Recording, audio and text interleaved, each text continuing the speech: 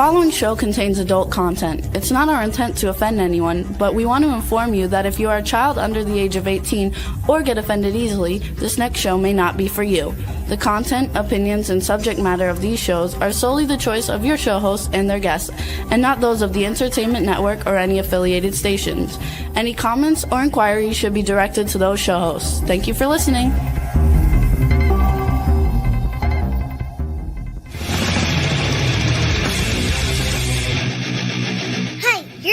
To the Adventure and Pipeman on W4CY Radio.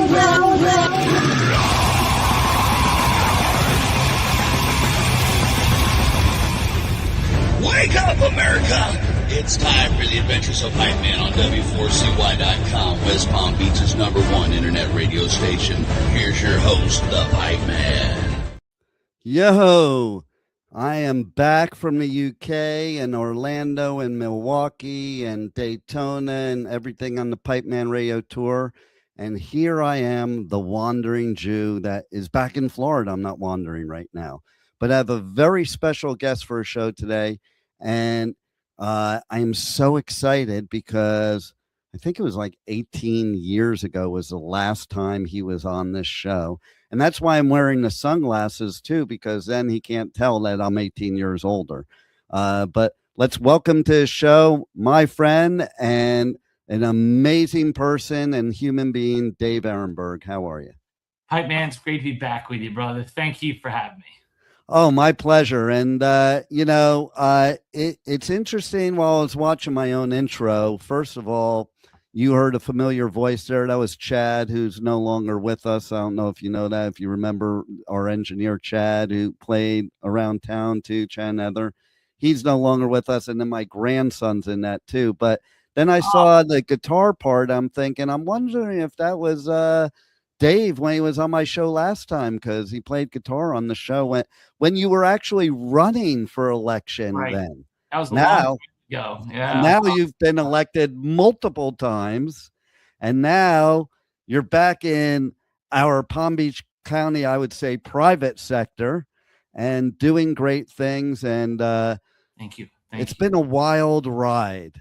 So first, let's start there. Tell the listeners a little bit about your wild ride from 18 years ago being on my show to now. And everything that you've accomplished, because you've accomplished some great things. It's amazing.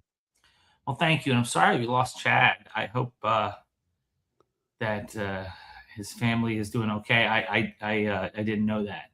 Yeah.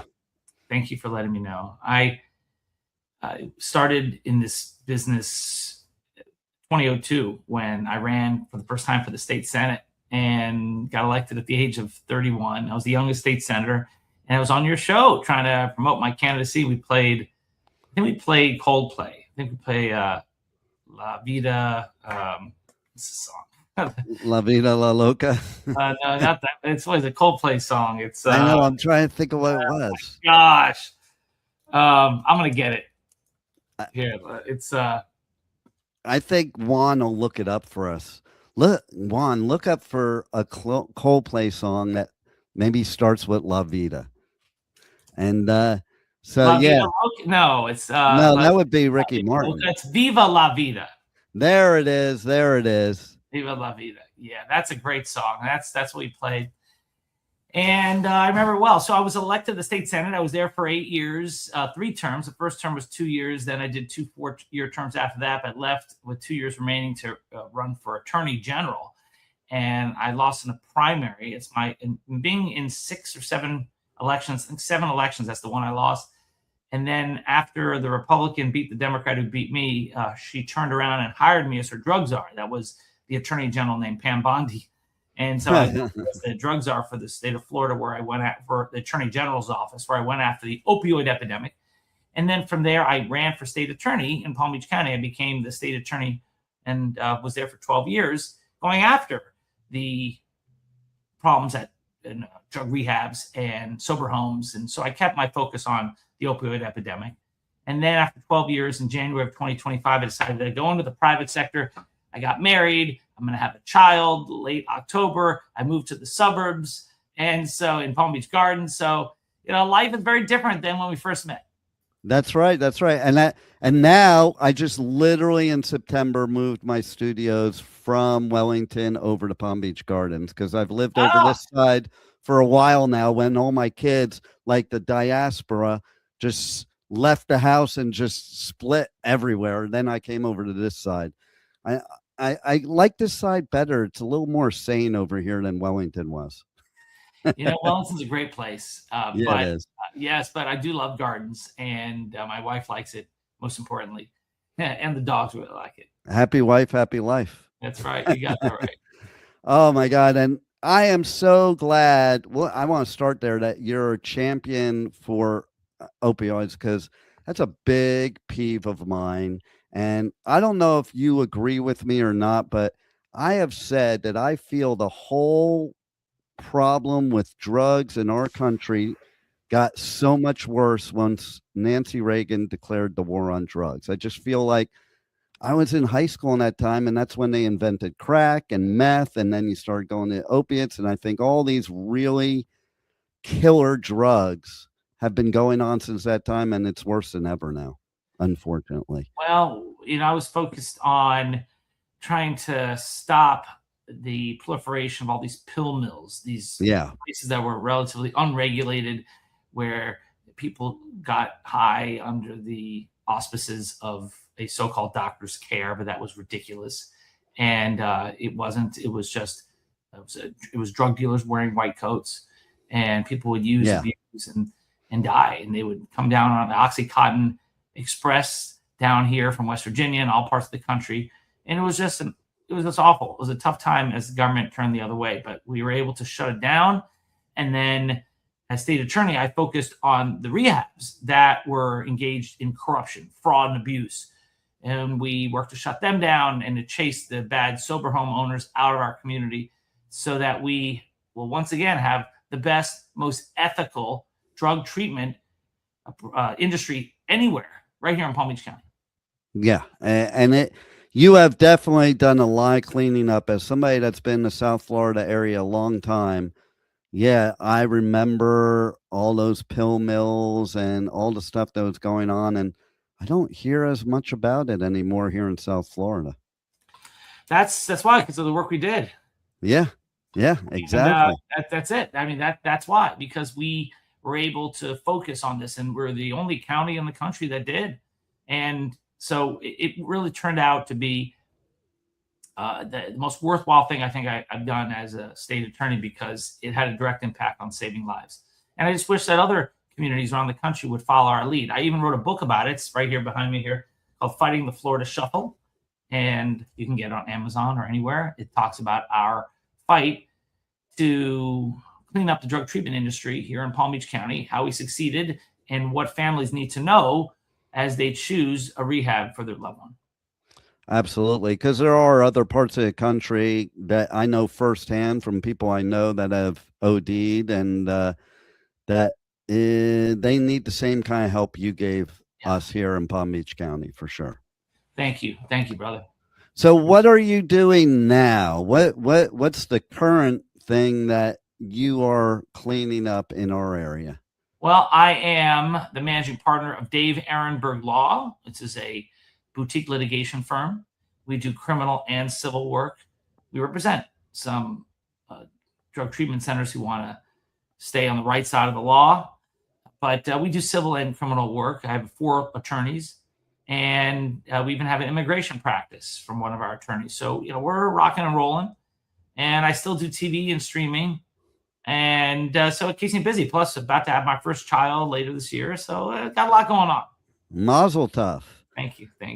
And so now you're having this first child come into the world when, I don't know, anti-Semitism. I can't believe I'm actually talking about it now in 2026. But what's your feelings as somebody that's bringing a child into the world of what's going on in the world of anti-Semitism, of even from Jewish people? Like, I've gotten anti-Semitism from other Jews, which kind of blows my mind. It's awful. I mean, see what's happening. And there's a congressional race in New York where you have one of the they're both Jewish in a very Jewish district, and you have one who sides with the anti-Semites, and you have the other, Dan Goldman, who is the incumbent, who has been harassed and attacked because of his support for Israel and the Israeli people. And it looks like the person who's in bed with open anti-Semites, his opponent's going to win in a largely Jewish district. So there's a rift here. You see that American Jews aren't all supportive of Israel, and some of them even support the people on the far left who are openly anti-Semitic. They haven't gotten the memo that you may not be in their crosshairs yet, but you will be.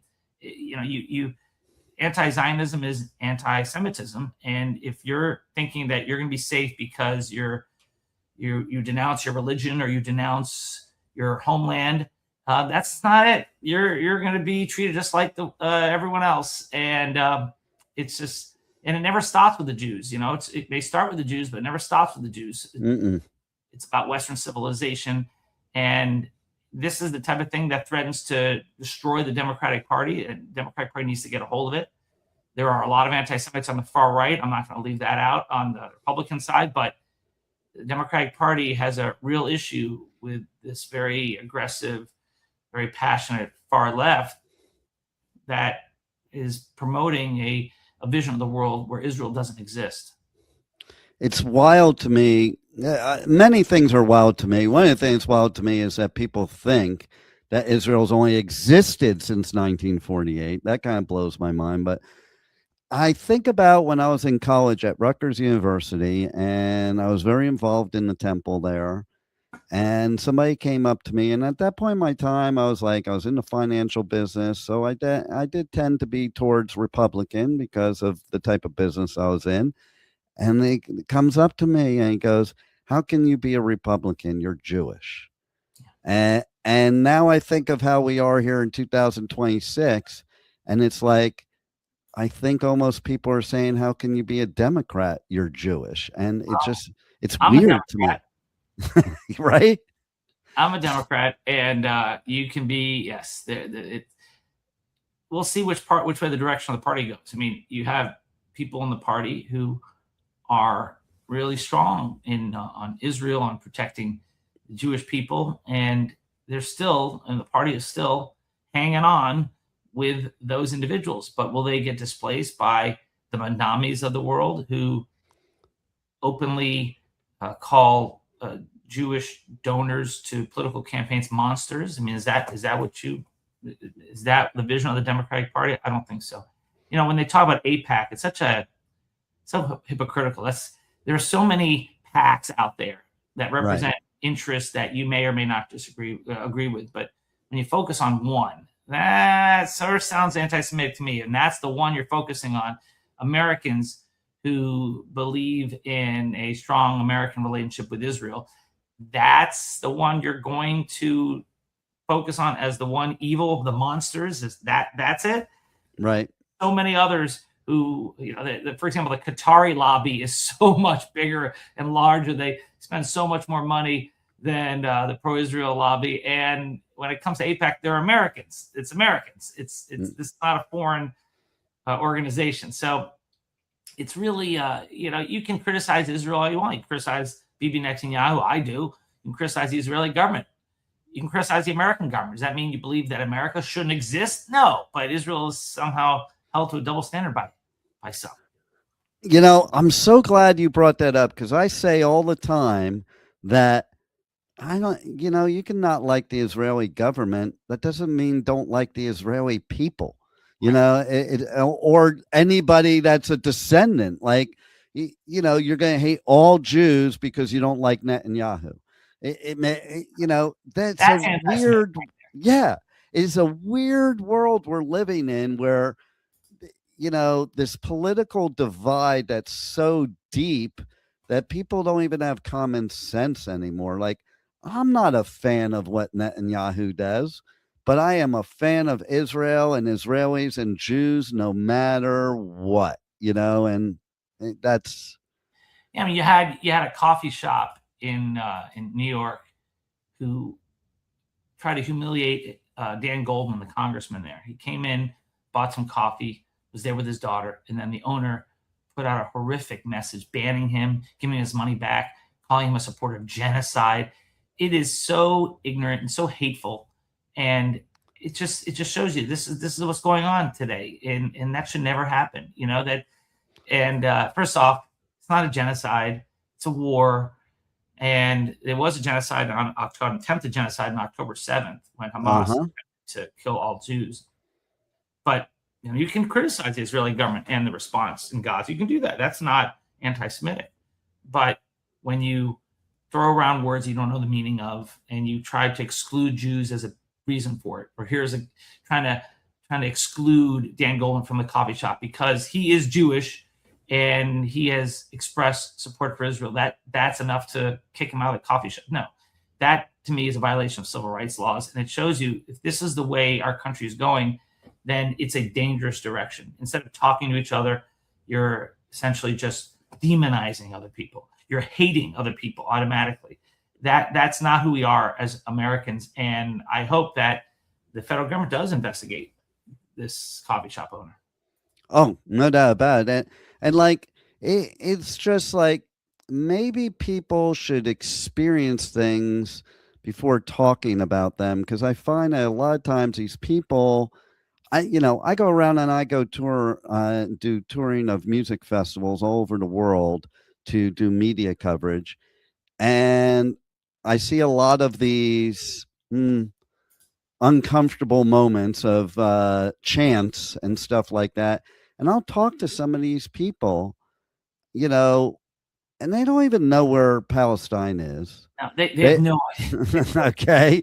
They don't even know anything. And they don't realize the people that are the biggest supporters are the ones that would be free to speak their mind, do whatever they want in Israel. But if they did in Palestine, or they did with the regime of Iran, or anybody Hamas, or anybody Hezbollah, they would be tortured and killed and raped and everything else. Well, they don't even know. I mean, there's no Palestine as people describe it. Yeah, there's Gaza and there's the West Bank, and Gaza was occupied by Israel for years. It was after a war, and Israel was attacked, and Israel was able to secure the territory. And then Israel voluntarily pulled out, gave the Palestinians its own state. You have it. This is yours. And instead, they elected Hamas and turned it into a terrorist state with tunnels and all the money that was given to them to rebuild this place. Instead of building it like Dubai, instead they built it like a terrorist haven where they have tunnels and missiles, and use it to kill more Jews on October 7th than ever been killed before since the Holocaust. And yes, and that's what started the war. And Israel, remember, had pulled out. That's what they got for pulling out. So it's tough to say, all right, Israel, keep pulling out of these territories, and I'm sure you'll get a promise of missiles. I mean, I would hope that there could be a peace deal, and we have a two-state solution.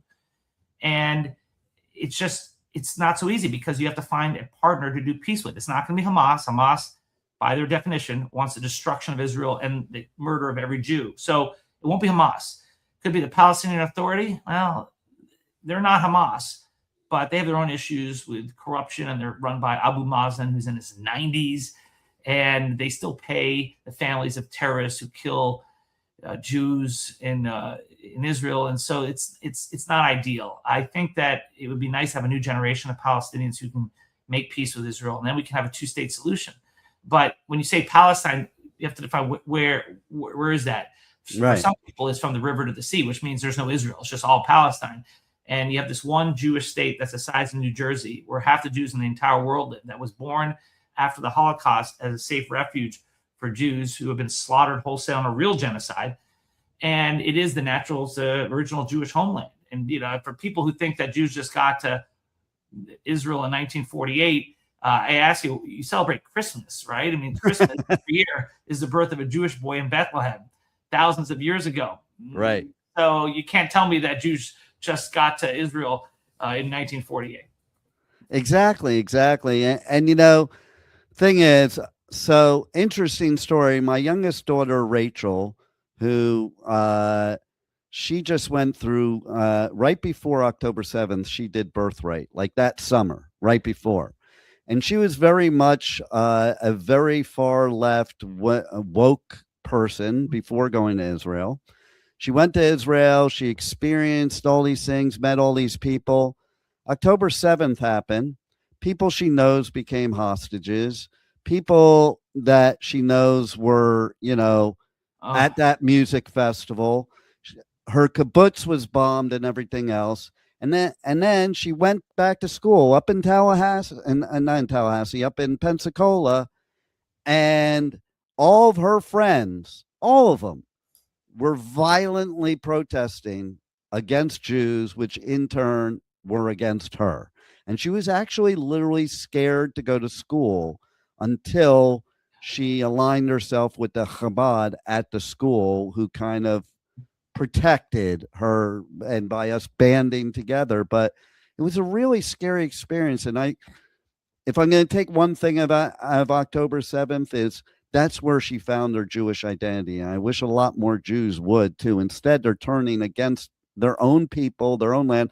I remember being in Hebrew school. Listen, you were taught it's not just a religion, it's a land and a people, and it's a very different thing. And like, people don't understand, okay, you do a 23andMe or Ancestry, you have DNA of being a Jew. There's no DNA of a lot of the other stuff. And it's almost like people just want to jump on the bandwagon. But like, I sit there and scratch my head, what world do we live in that liberals support terrorists? It's really amazing when you see people who support human rights and civil rights and gay rights, LGBTQ. The largest gay rights parade outside of the West is in Tel Aviv. Right. So other than New York, it's Tel Aviv. And yet, if you tried to march in any of those countries that they now revere, the far left, they'd get thrown off a building, shot, and then thrown off the building. So it's really amazing how you have this coalition of the far left with these radical jihadists, like the most culturally conservative, anti-woman, anti-gay jihadists. It is something that I would never have expected. But right, when you think about it, they have a worldview. They share the worldview that Israel is somehow the cause of all evil, where Israel is a colonizer, which, of course, Jews have been in Israel before Islam was a religion. I mean, thousands of years. And you have Israel being called an apartheid state, even though you have 2 million Arabs who live in Israel, have equal rights. They have voting representation, whereas there are no Jews living in Arab countries, very few in Iran, and they don't have equal rights. They don't have the right to vote. In fact, their own Arab citizens don't have the right to vote. Arab citizens have more rights to vote in Israel than they do in Arab countries. Yeah. and so you have all this, and supposedly, and actually most of Israel is non-white. So supposedly this non-white colonizing apartheid state, and none of this stuff is true. So all this stuff is based on ignorance. I mean, it's based on total ignorance. And I just wish that people would do a little more research instead of relying on a 20-second TikTok video. Well, you're so right, because you brought up something earlier that I talk about, and it's basically, there's so many more of the other side and so much more money being put into social media to promote the propaganda against the Jews. And that's what people like. It blows my mind nowadays that nobody substantiates anything. They just read a headline and they take the ball and run with it. Where's the money coming from? It's coming from China, which owns TikTok. It's coming from Qatar, that spreads a lot of this misinformation. It's not organic. This is an international. It's a funding different disinformation campaign, and it's been successful. Yeah. So just it's too bad, but it's something that now we're alerted to it. This has been going on under our noses for years. We've been asleep at the wheel, but no longer. And we're going to have to deal with the consequences. You have an entire generation of young people. A lot of them have been radicalized, and just going to have to fight misinformation with facts. Yeah. It's so simple too. Facts. Like, it just blows my mind. Like, if you were to interview any of these people on any of these misfactual things, they swear they know what they're talking about, but they can't substantiate any of it. And it's almost like they don't have to. We have somebody right now that tells people stuff, and it doesn't matter what he says, they believe him, whether it's true or not. It's weird. Yeah. Well, you know what? This is why it's important that you do the show, Dean. And it's great to be on with you. I appreciate the chance to talk about it. Normally, I talk about issues, it's legal issues. And don't let me talk about Middle East politics, but I really enjoy it, as you can tell. Well, yes, and you're very well informed in it, and that's why I had you on, and because you are somebody that could be a champion for all of us because of your belief and your voice. And I thank you for that, because the minute I asked you to be on, like there was no hesitation, because it is an important cause. And you know what? Hate is hate. I don't care what it is, it's hate. Why can't we all just love each other, unite, stop letting the powers that be divide us and have us at war with each other, unite and be one race, the human race, and treat people right. It's that simple. Yeah. Hey, well, you're a good man, brother. And thanks for keeping speaking the truth. And let's do this again sometime.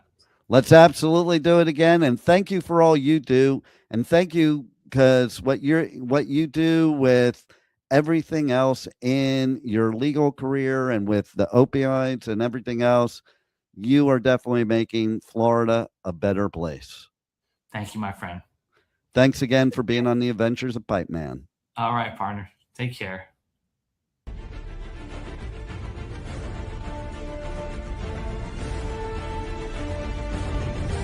Thank you for listening to the Adventures of Pipeman on W4CY Radio.